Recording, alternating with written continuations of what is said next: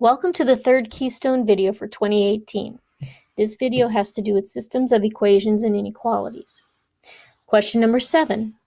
Charlene owns a bookstore. She purchases used books from customers. She pays $3.50 for each hardback book. She pays 75 cents for each paperback book.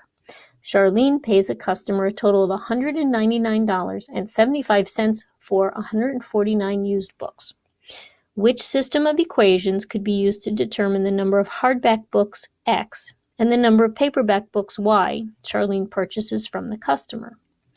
When I read a problem like this, the first thing that I want to do is I want to just organize my thoughts a little bit and kind of gather the things that are alike. So I'm going to do that today by highlighting some information.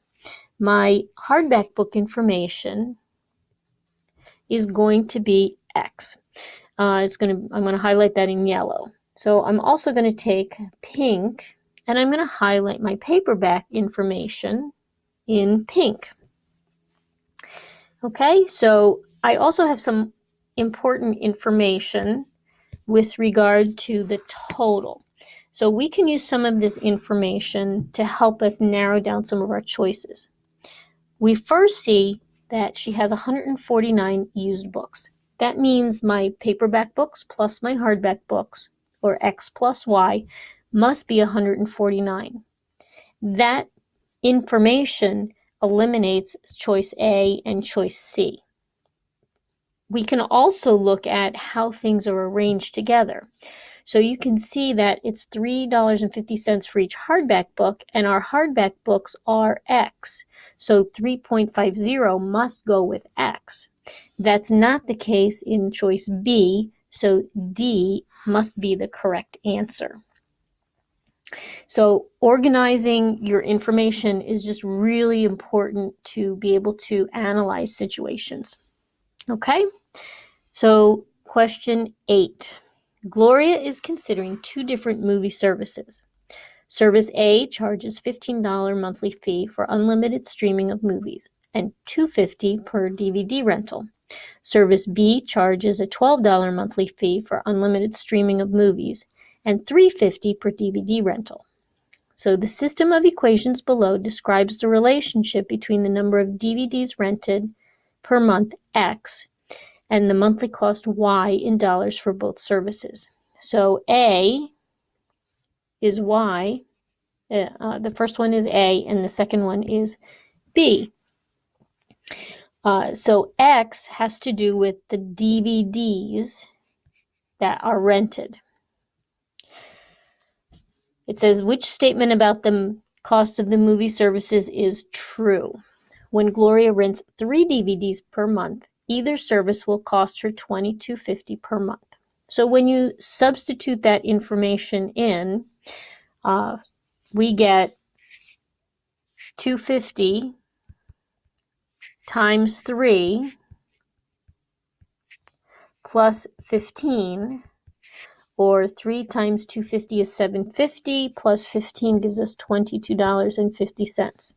If we look at B, service B, we have $3.50 times 3, which is $10.50, plus $12, and $10.50 plus $12 is also $22.50. So that one checks out. If that one checks out, then the other ones don't, but definitely go back and double check them. So you should see that when we rent 6 DVDs and substitute that in for X, either service will not cost her $27. When she rents fewer than 3 DVDs per month, service A will cost less than service B. That's not true. Again, substitute in 2 or 1, or we can even do 0. If we substitute 0 in, service A costs us $15, service B costs us $12, so that's not a proper statement. When she rents more than 3 DVDs per month, service B will cost $12 more per month than service A will cost. Well, that's not true, because each time we rent DVDs, it costs us an extra dollar for service B. So if they are both the same at 3, then if we do 4 DVDs, then it's only going to cost $1 more for service B, not $12 more. So D is not a good answer as well. So A is the correct answer for that one. So make sure that you verify that what you want is what's true and not false, because sometimes they'll say things like that. Okay? Number 11, a graph of a system of inequalities is shown below. Okay, so it's shown below. Which system of inequalities describes the graph? So we can do this in a couple of different ways. It looks like, if you look at all the answers, the only thing that's different are the inequality signs. So everything else is set up exactly the same. In this particular example, we have solid lines. Solid lines mean that we're going to have either greater than or equal to or less than or equal to. So that eliminates A and C. In order to figure out which one is correct, we could choose a test point and we could see what happens to that test point. In this case, I'd put a point right here at 7, 0. So 7, 0 is our point. That means x is 7 and y is 0. So if we look at each case, we have 4 times 7 plus 3 times 0. And how is that related to 24? 4 times 7 is 28. 3 times 0 is nothing, so we don't have to worry about that. So 28 is definitely bigger than 24. So that tells me that B is probably the right answer, but let's just double check the second equation as well, the second inequality. So 5 times 7 plus 8 times 0, and how does that relate to 40? 5 times 7 is 35. 8 times 0 is 0, so we don't have to worry about it. And 35 is less than 40. So you'll see that these inequality signs make sense. The ones in D don't make sense at all. So B is the correct answer. So in this particular case, we chose to substitute one of the points in that's in our solution set to see how our inequalities worked. There are other strategies as well, but that one might be a quicker strategy than some of the other ones. And the last question, it says, all books in the bookstore window displayed today will be mysteries and biographies. The system of inequalities below describes the relationship between the number of mysteries and then X and the number of biographies, Y, that could be in the display. So X plus Y is less than or equal to 30, or 2X is less than or equal to 3Y. So which description is a possible number of books for each type that could be in the display? Okay, so I'm going to just, to make sure that I'm organized, I'm going to highlight some information.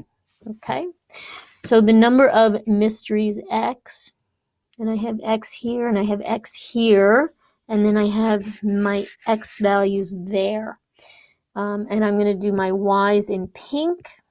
Again, this is just to organize myself so that I know that I'm substituting the right stuff in where I need to. 22, 8, 14, and 12 biographies.